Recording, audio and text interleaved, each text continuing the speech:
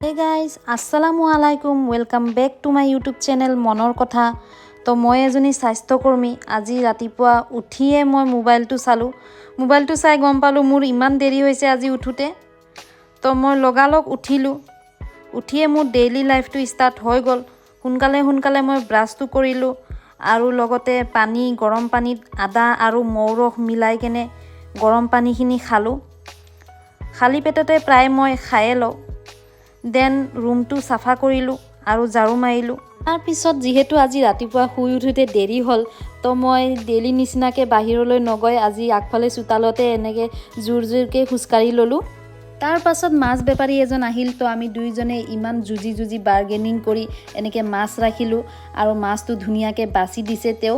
তাৰ পিছত আমাৰ ভন্টিয়ে ক্লাছলৈ ওলাই গ'ল আৰু আমি দুইজনী এতিয়া ৰখি আছো ওয়েট কৰি আছো মাছটো কেতিয়া বাছা হ'ব। দেন দুইজনী এপোৱা মাছ ৰাখি ললো আৰু মই এনেকে মাছটো ধুই পাখলি থৈ দেন ভাবিলো ব্ৰেকফাষ্টটোৱে কৰি লওঁ। তো আজি মই ব্ৰেকফাষ্টত ওটছ আৰু আঠিয়া কলৰ লগত কিচমিচ দি কেনে এনেকে খাই লৈছো। মই ভাবো ৰাতিপুৱা ব্ৰেকফাষ্টটো স্কিপ কৰিব নালাগে। তো প্ৰায় মই ব্ৰেকফাষ্টটো এনেকে খাইয়ে লওঁ। তাৰ পিছত মই এনেকে মাছটো বনাবলৈ গলো।